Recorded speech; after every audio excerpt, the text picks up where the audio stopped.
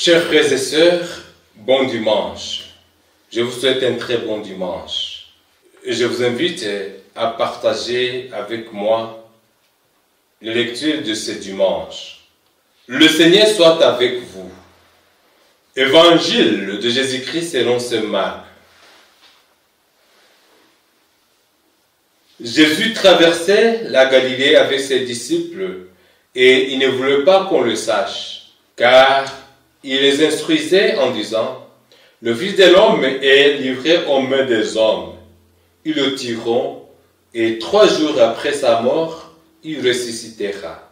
Mais les disciples ne comprenaient pas ces paroles et ils avaient peur de l'interroger. Ils arrivèrent à Capharnaüm et une fois à la maison, Jésus leur demandait: de quoi discutiez-vous en chemin? Ils se taisaient, car sur la route, ils avaient discuté entre eux pour savoir qui était le plus grand.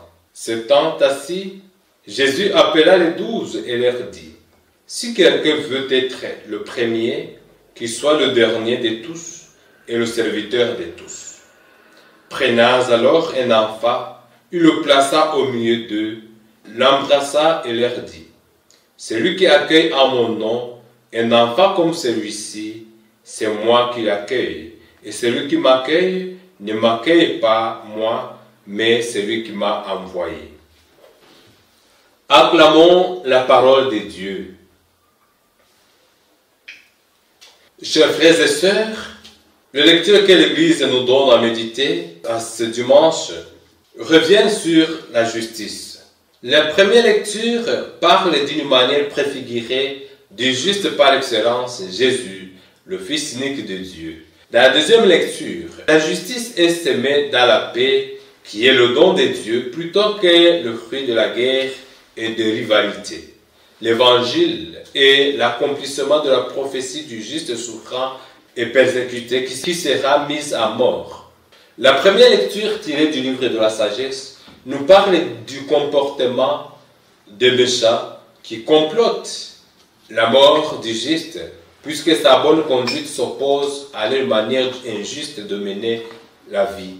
Nous pouvons remarquer qu'au vu de tout ce qui est décrit dans ce livre et qui s'est passé, le juste dont on parle correspond à ce qui est réellement arrivé à Jésus, le Christ et Seigneur. C'est d'une manière préfigurant que le livre de la sagesse parle de Jésus. Il sera persécuté par les siens et condamné, non parce qu'il est mauvais et méchant, mais parce qu'il était juste. Le message que proclame Jésus dérange et accuse ceux qui abusent le pouvoir politique et religieux. Jésus a été à maintes reprises piégé parce qu'il contrariait ceux qui spoliaient et opprimaient les pauvres et les faibles. Il dénonçait l'injustice et l'égarement de ceux qui prétendaient être des gardiens de la loi de Dieu.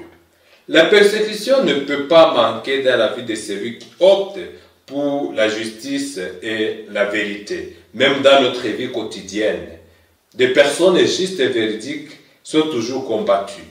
En tant que chrétiens, appelés à être justes à la manière du Christ, les persécutions ne manqueront pas, mais Dieu nous assistera, veillera sur nous et nous délivrera de nos persécuteurs.